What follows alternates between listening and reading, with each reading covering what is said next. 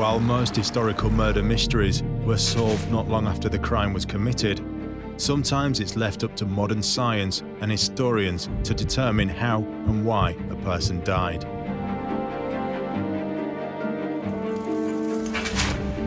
In this series, we look at some of the great unsolved deaths of the past, bringing to life the many theories surrounding them and piecing together the evidence. Hundreds of years may have passed since these events took place, but with the help of forensics, criminologists, and specialist experts, we will attempt to solve these medieval murder mysteries. According to the official line, he died in a drunken brawl. A perfectly acceptable story is that they were smothered. And so died King Edward II. Murder. And legend has it that Prince Arthur died of the shock of castration. It's a possibility, but on the other hand, it's a most unreliable way of killing somebody.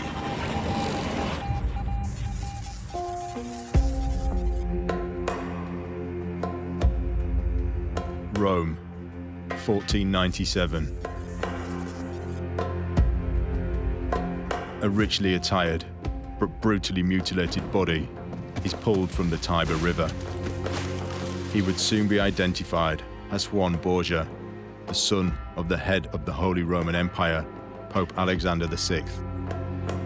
Stabbed as many as 8 times and his throat slashed, this was no random attack. But why he was murdered and who carried it out has been the subject of speculation for over 500 years. Some believe he was killed out of jealousy on the orders of his younger brother, Joffrey. Joffrey definitely had a motive. By today's standards, his wife is having an affair with the man. For some people, that would be enough to kill somebody. You're also looking at the fact that he's quite low down in the pecking order of the family. So if he gets rid of those upper tiers, he's going to get promoted, as it were. Others think he was murdered by the Orsini, the rival family of the Borgia dynasty. The Orsini dynasty hated the Borgias. The Pope, his father, had a hand in the leader of the dynasty's death, and it looked like revenge. And there are those who say that his older brother, Cesare Borgia, planned his assassination. Cesare. He was jealous of the honours and the titles that his father, the Pope, had bestowed upon him. And he realised the only way to get rid of his rival was in the good old Borgia tradition, murder. Just what did happen to Juan Borgia?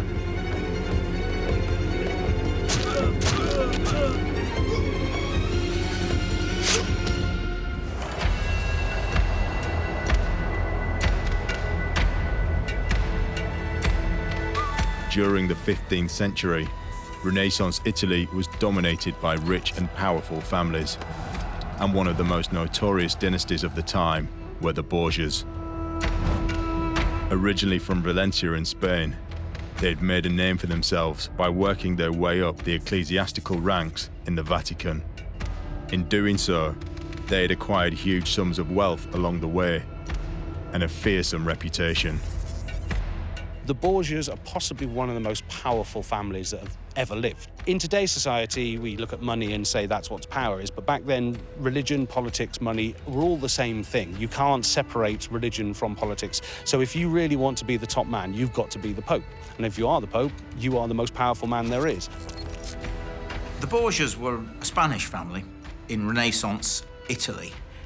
They furnished 2 popes, and they were, I suppose you could say, the precursor of the mafia.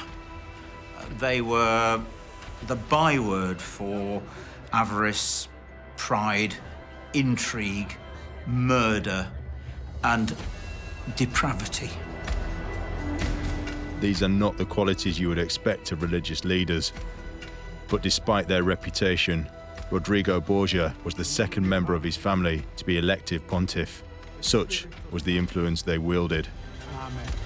He had been introduced to the church by his uncle Alfonso Borgia, better known as Pope Calixtus III, who had made Rodrigo a cardinal. Rodrigo was a skilled negotiator and politician who had studied law. It was alleged at the time that he had gained votes through bribery and blackmail. Today we think of the Pope as being a holy man. Obviously that's why he's the Pope. But in those days, they were red in tooth and claw. They were the most ambitious people on earth because actually in those days the Pope was the most powerful person on earth. And so all power corrupts, absolute power corrupts absolutely. And they were pretty damn corrupt.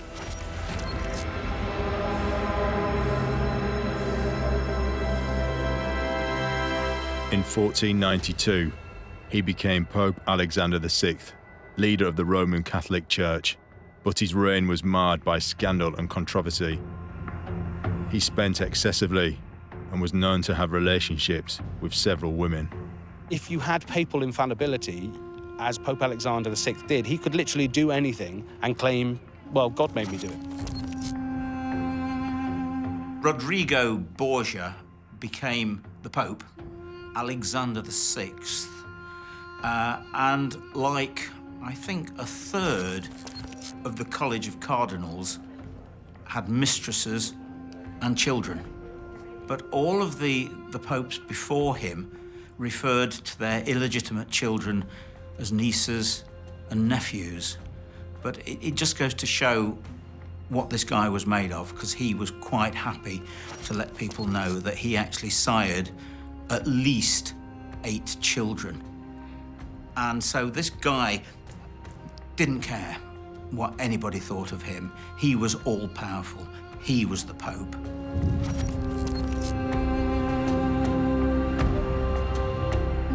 While still a cardinal, he had carried on an illicit relationship with a woman called Venosa de Catani, with whom he fathered 4 children, a daughter named Lucretia, and 3 sons, Joffrey, Cesare, and Giovanni.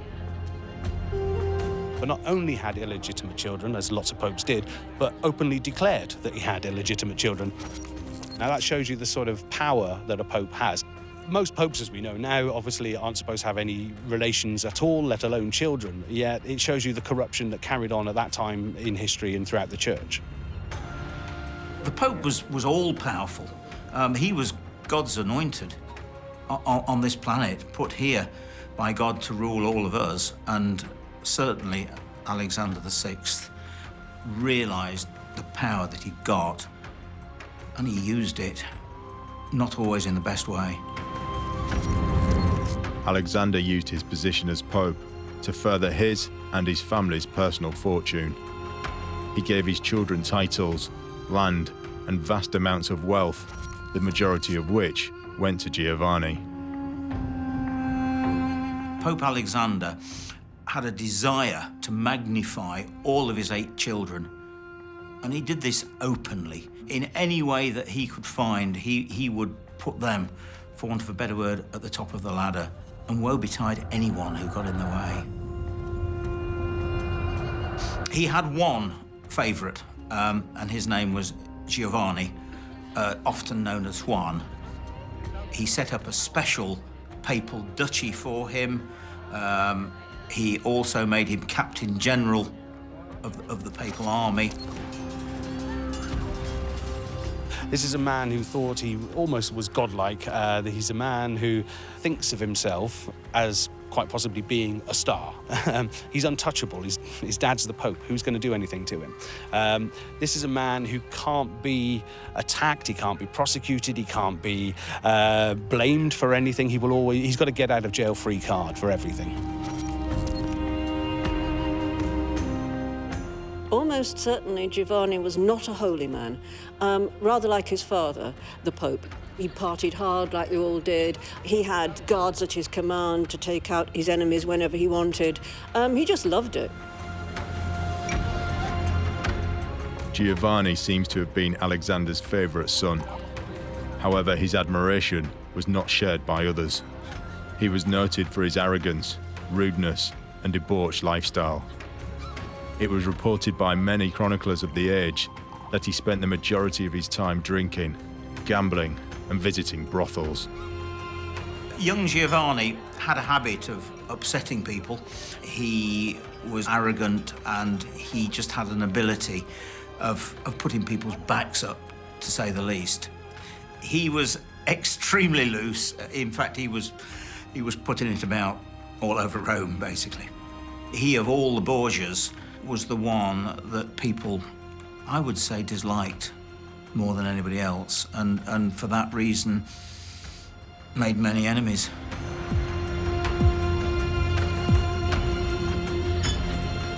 Giovanni could even count his own sister-in-law among his amorous conquests. Sancha of Aragon was the daughter of Alfonso II of Naples. She had married the much younger Joffrey Borgia when he was only 12 years old. The marriage was a political one. Arranged by Pope Alexander in exchange for her hand and a large dowry, Alexander agreed to support Alfonso's claim to the throne of Naples. His brother's wife was, I would say, quite an accommodating woman. And she certainly wasn't out of bounds for him, and quite possibly not out of bounds for half of Italy. Despite his behaviour, it seemed as if Giovanni could do no wrong. To celebrate all the honours that his father had heaped on him, his mother threw a party for him. He and his brothers and some other relatives, and obviously lots of other nobles, went along to this grand do. And when they left, he rode off with his servants and a couple of his brothers and some of the others. And somewhere along the road, he decided to break off from the main party. It was reported that Giovanni had told the others that he was off to find further pleasures, possibly referring to one of the many brothels he regularly frequented. Giovanni never did return home. His father, the Pope, was concerned, to say the least, but not too concerned at the beginning, because he knew his son only too well and presumed that he'd visited a young lady or had gone to a party and stayed over. It was the next day, when he still didn't return, that father started, for want of a better word, to get a little worried. At first, no one suspected anything was wrong. It wasn't unusual for Giovanni to go missing when he was out partaking in the delights that Rome had to offer. The Pope sent out everybody, really. He pulled out all the plugs and just saying, that's it, I need to know what's happened. It was his favourite son, after all. He instigated a 300-strong search party.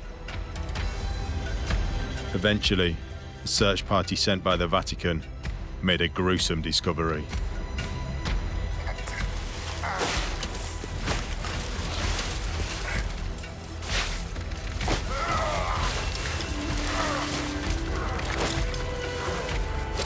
The following day, a body was dragged out of the Tiber. It had several knife wounds, and the throat had been cut. And it was Giovanni. The interesting thing when they found his body was that he hadn't actually been robbed. What proved it really to be some form of assassination was he still had everything. He still had his money, he still had his clothes, he still had his dagger attached to him as well.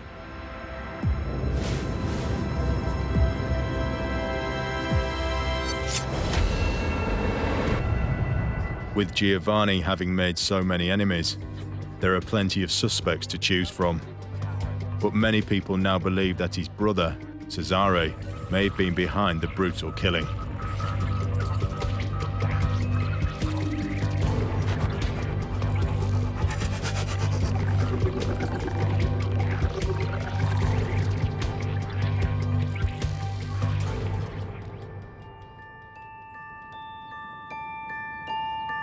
Author and historian Richard Felix believes that jealousy and greed may have been the motive for murder.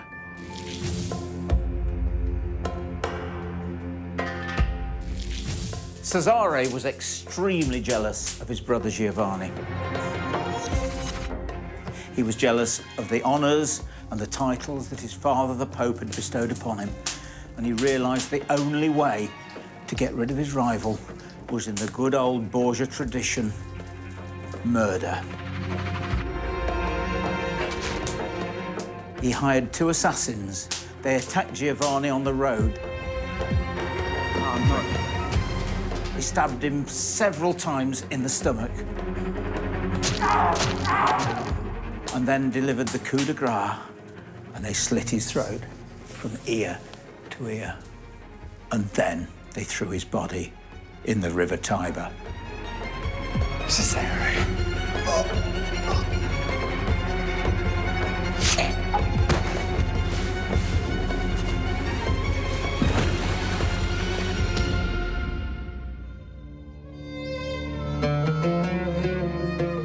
I think the real motive, if Cesare did it, was jealousy. He was extremely jealous of his brother, who the Pope had bestowed all manner of titles on him, money. He was allowed as many mistresses as he wanted. And yet, poor old Cesare really was always the underdog. And there's no doubt about it that Cesare had murderous intentions. Cesare wouldn't have committed the murder himself, but he certainly had the wherewithal to be able to do it. He had the money, he had the motive, and he knew plenty of people that he could call on. He was a Borgia. Since childhood, Cesare had been close friends with a man known as Micheletto Corella. He was a condottiere, a type of professional mercenary who had been employed by Cesare throughout his military career. Corella owed everything he had to Cesare and proved his gratitude on several occasions by ruthlessly murdering his enemies when ordered.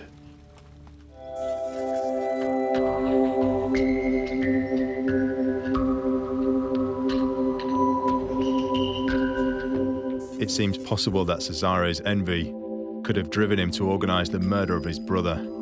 He certainly had a lot to gain from his death in terms of land wealth and title.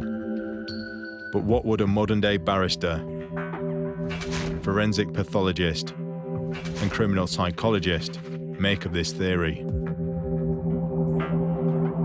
Professor Michael Green is a former Home Office pathologist with over 40 years of crime scene experience. Could Giovanni's corpse have provided any clues as to who may have killed him? A cutthroat, it is surprising how little blood there sometimes is. Because a really determined homicidal cutthroat, grab the bloke's head and pull it back and yippee, off you go.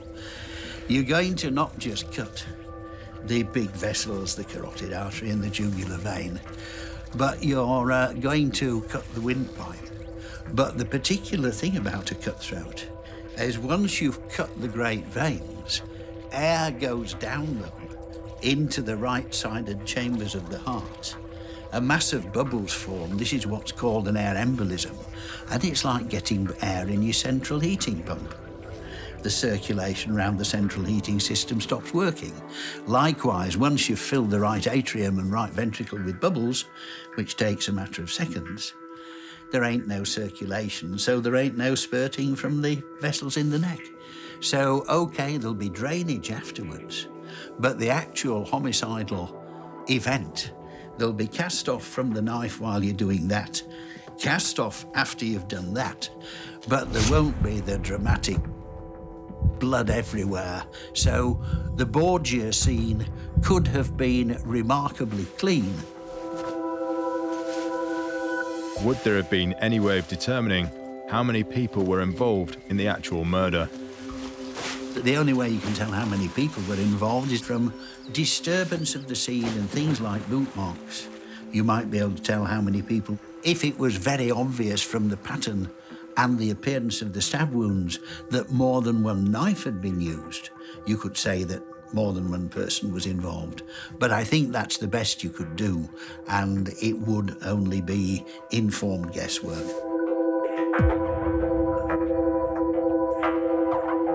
Could the favoritism that Pope Alexander showed Giovanni have caused Cesare to go to such extremes? Dr. Kieran O'Keefe is a criminal psychologist who assesses the methods and motives behind crimes such as murder. If you've got a family situation where one sibling is a particular favourite, it can create a lot of animosity to the other siblings. When we talk about people who commit crime and look at reasons for them committing in crime in childhood, one thing we talk about is maternal disruption or even family disruption. And an aspect of that is maternal attachment or even paternal attachment. If there's a disruption to a typical loving relationship that you would have with a father or mother, then it can affect them in terms of mulling over in terms of revenge fantasies. They either play out those revenge fantasies against somebody else or against the person that's responsible for the disruption to attachment, so either the father or mother, or they'll see the person responsible as being that sibling, and so they'll play out their fantasy and kill that sibling. It's not surprising if you take that idea and add the jealousy factor as well, which would have been rife in that particular family, and add that would have fueled fantasies of murder as well. But because you've got jealousy, I'm not surprised that was the end point.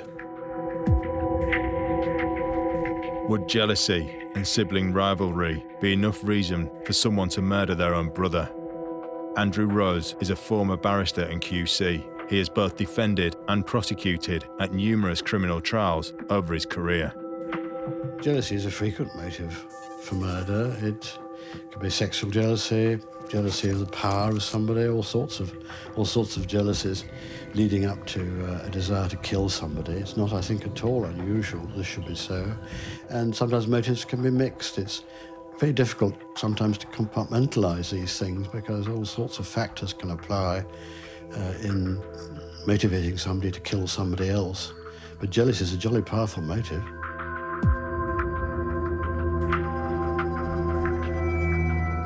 It certainly seems like Cesare would have had the motive to want Giovanni dead. But he wasn't the only family member to bear a grudge against him.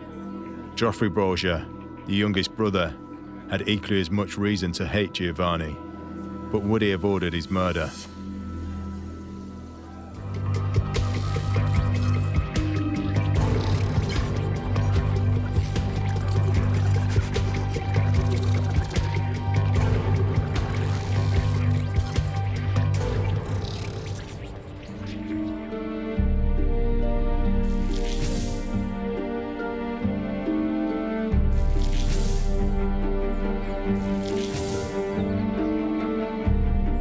Ross Andrews is an author and researcher of historical mysteries.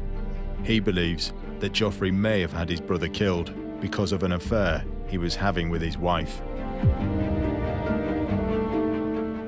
Now, in Giovanni's death, we have one of the greatest and grisly murder mysteries throughout the whole of history.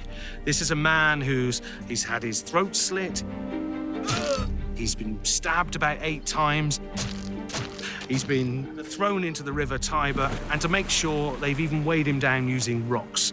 This is obviously a hit. Now, our prime suspect is probably Joffrey, due to the fact that he has means, he has method, and most definitely has motive. It's not as if Joffrey can even ignore what's been going on. And with Giovanni, we have a man that will openly flaunt whatever he's doing. He thinks he's untouchable. He thinks he can get away with anything he wants. So he can get completely drunk and sleep with whoever he wants and nothing can happen. It's not like Joffrey can just walk away and ignore what's happening.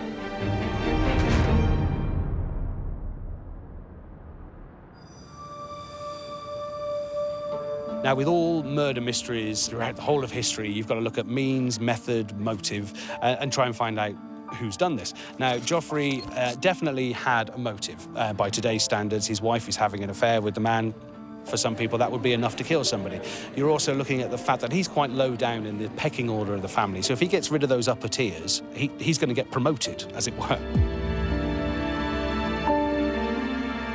Now, does he have means and method? Well, certainly he knows that he's going to be at this family gathering. So he knows where he's going to be, his guard is going to be down, he's highly likely to be drunk. It presents with a fantastic means there, because when he leaves, he dismisses all of his staff, which is the perfect opportunity to try and get rid of him. So if anybody is on our prime list of suspects, Joffrey has to be right up there near the top.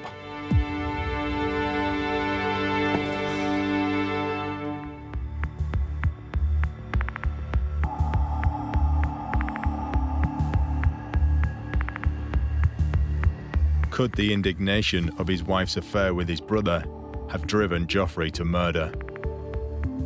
We've already got jealousy of a sibling who seems to be favoured. Now we've got jealousy added in terms of a relationship that's going on that's inappropriate, that's a particular young lady who's loose with her favours. I could imagine the jealousy building up. It's part of what I talk about in terms of Athens stage theory, and it's something to do with what we say is symbolic interactionism.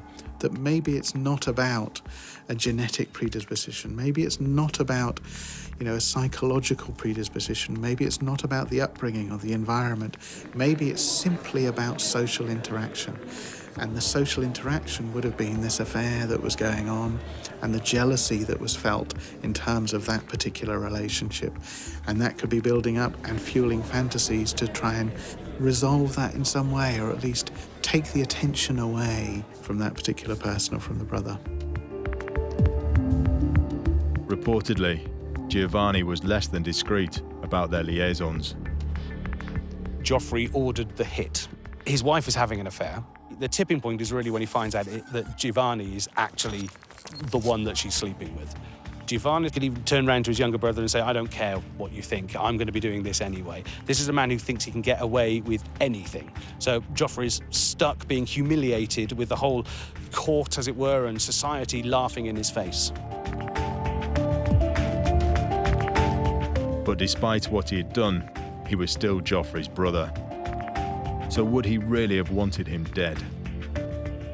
Merging within families does occur, plainly. I don't think it's particularly frequent, but obviously within the family there are motivations, tensions and opportunities for people to advance themselves as they see it, and if they have a ruthless disposition, they may want to carry it into action. It's an unfortunate aspect of the human condition. And of course with family members you know so much more about their habits and personalities.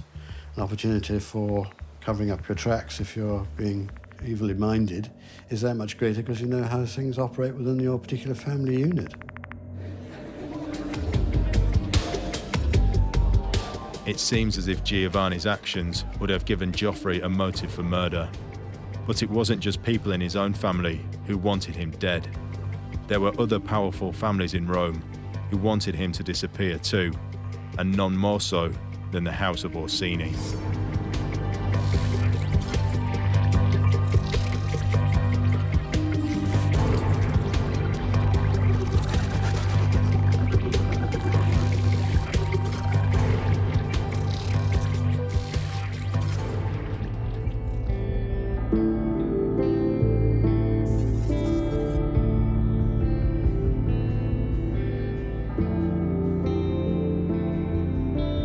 Lynn Picknett is an author and historical researcher. She believes that Giovanni was the victim of a plot between his own siblings and long-term rivals of the Borgias, the powerful Orsini family. Giovanni attended a party thrown in his honour. That was the last time he was seen alive.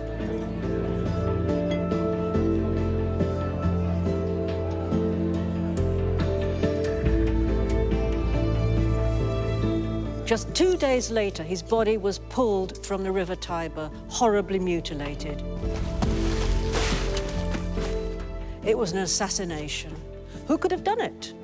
Almost certainly it was the Orsini family, but they couldn't have done it without some inside help. The finger points at his own family.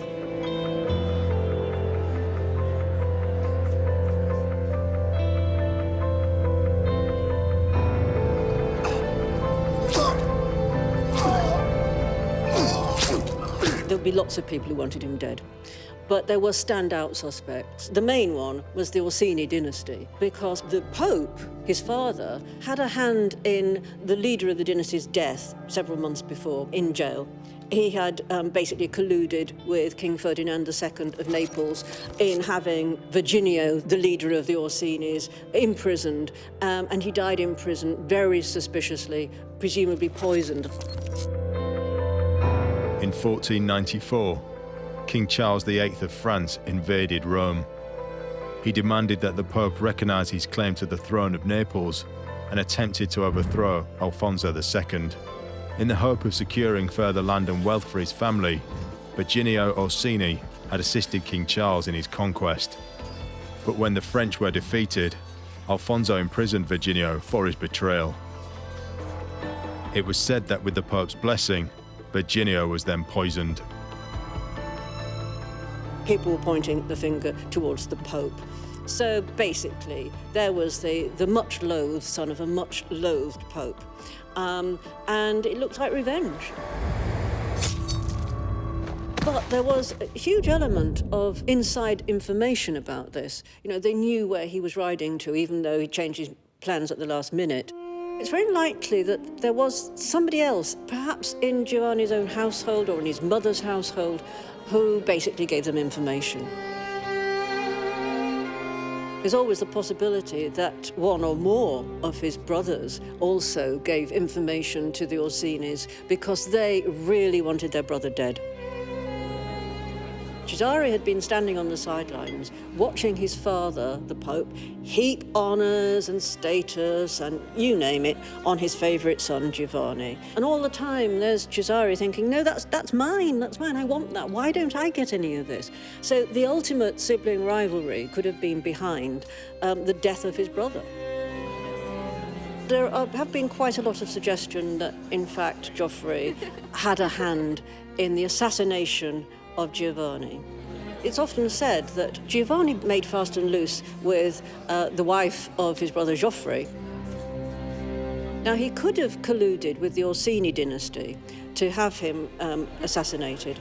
Nothing surprises one about politics in those days. You might think on paper, well, you know, what would a Borgia be doing colluding with an Orsini? Indeed. But if there was something in it for them at the time, why not?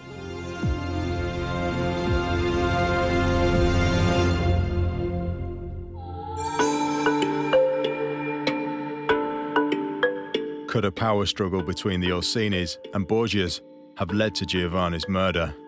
As far as the rivalry between the Borgias and the Orsinis, this is pretty typical of Italian history of that period. Clearly it does persist to this day. We know there are rivalries between family groups within the mafiosi structure. I think in Italy that you'll find that, and in areas where there are family and blood feuds which go on for centuries, generations, in parts of Afghanistan and Pakistan. These are deeply embedded in human nature and almost impossible to eradicate.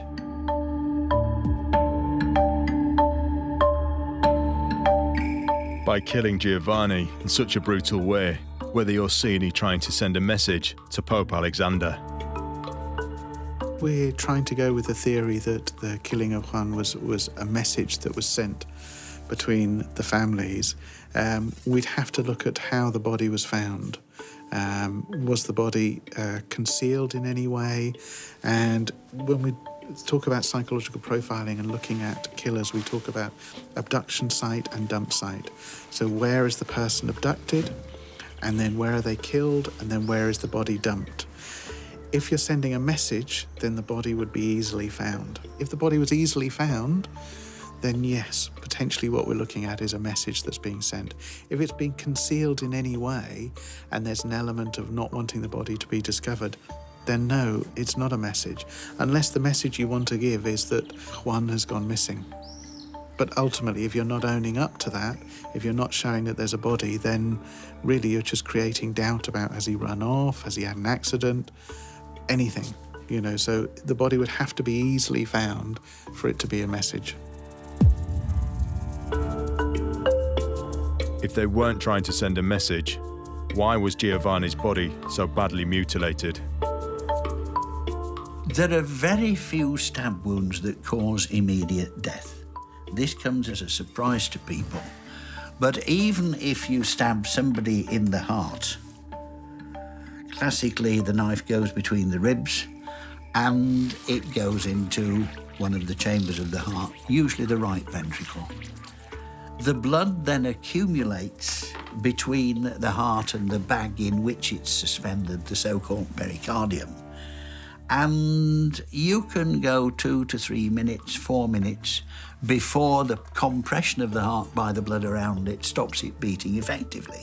I think in the case of Juan Borgia, what almost certainly happened was he was immobilised with his 6 or 7 stab wounds, and then once he is weakened, you see, if he's stabbed in the belly, for example, and it hits the aorta, he's going to lose half his circulating blood volume into his belly within a matter of minutes. But once he is enfeebled by the stab wounds, then it's going to be very easy to just get hold of him and finish him off. Death is going to occur within seconds, which is why in real life there is often very little blood at the scene of a cutthroat.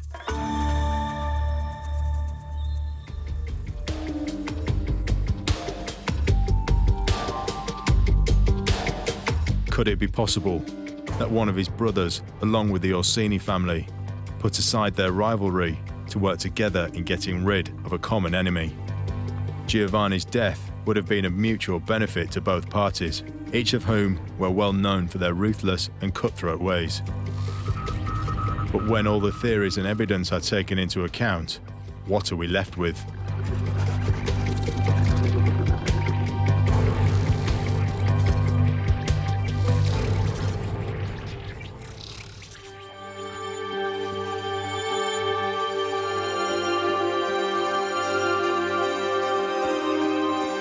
There is no doubt that Giovanni was murdered, but who did it and what was their motivation? With so many people having grievances against him, it's hard to separate the innocent from the guilty. Could Cesare, angry and hurt by his father's constant favoritism of Giovanni, have carefully planned the death of his own brother? Was Joffrey so enraged that his wife was having an affair with his brother that he hired assassins to murder Giovanni? Or did the Orsini dynasty, with the help of Giovanni's own family, kill the favourite son of the Pope and throw his body into the river? With over 500 years having passed since the events took place, it's hard to separate fact from fiction. But is there any conclusive evidence that points the finger at the real person behind the murder of Giovanni Borgia?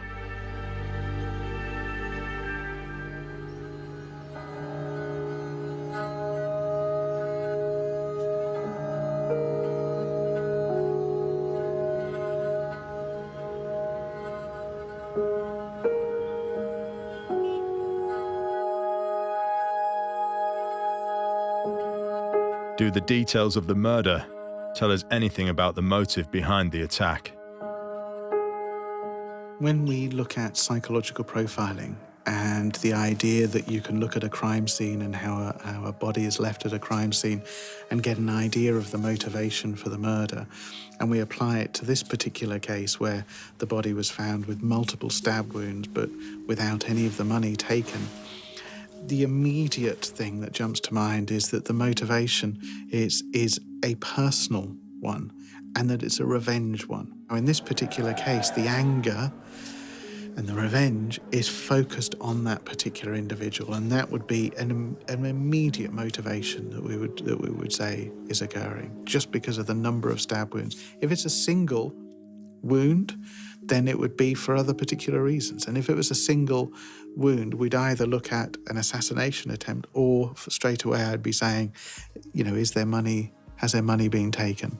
Simple as that. But because you've got multiple stab wounds, immediately I think, personal nature and anger and revenge of some sort.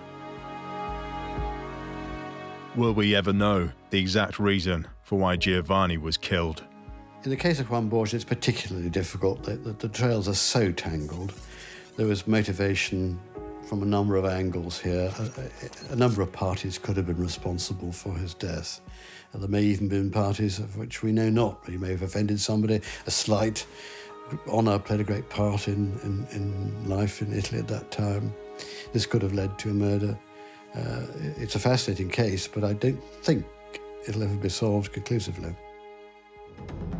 Renaissance Rome, and in particular the Vatican, was a place of politics, scandal and intrigue. Those involved at the highest levels of office rarely got there solely on their religious merits, and the Borgias were no exception. Giovanni's father had given him everything he desired, and more than he deserved. But despite the favours bestowed upon him, Giovanni continued to cause upset and make powerful enemies. Giovanni's affair with Joffrey's wife would have given him ample motive to want Giovanni dead. However, his marriage to Sancha was one of convenience rather than love, and Joffrey was only 15 years old at the time and reportedly uninterested in his wife. It seems unlikely that he would have gone so far as to organise the murder of his brother. Sancha of Aragon was, even by the standards of the courts then, rather loose in her morals. Cesare, on the other hand, was known to be an accomplished murderer. He had grown tired of his brother's public antics and accused him of embarrassing the family and bringing the Borgia name into disrepute. He was also said to be jealous of the favours their father showed Giovanni, favours that, with Giovanni out the way, would now fall on him. Cesare was never happy with all the honours and titles and status heaped on his brother. Cesare, therefore, does seem to be the most likely suspect. But did he act alone? Pope Alexander had had a long-running feud with the Orsinis. They had been involved in a power struggle for the Kingdom of Naples, which was an Orsini stronghold.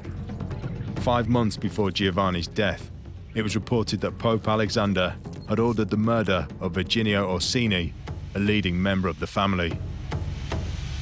It wouldn't be unrealistic to consider the possibility that Cesare and the Orsinis conspired together to assassinate Giovanni. But the death of his son had a lasting impact on the Pope. The Pope went into severe mourning. He was absolutely devastated at the death of his favourite son, and he blamed himself.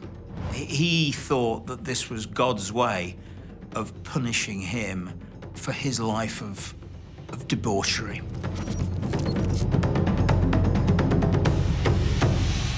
The Pope eventually died of a mystery illness, some say as a result of being poisoned. Now, without the protection of his father, Cesare, who had assumed Giovanni's role as head of the papal army, lost the backing of the Vatican. When Pope Julius II was voted in, he stripped Cesare of his honours, forcing him to flee to Pamplona in Spain, where he was given work as a military commander by one of his few remaining allies. And in 1507, while leading his soldiers in a small skirmish, Cesare was fatally wounded by a spear. His body was taken to a small church in the town of Viana in Portugal, where, with little ceremony, he was buried, along with what was left of the Borgia dynasty.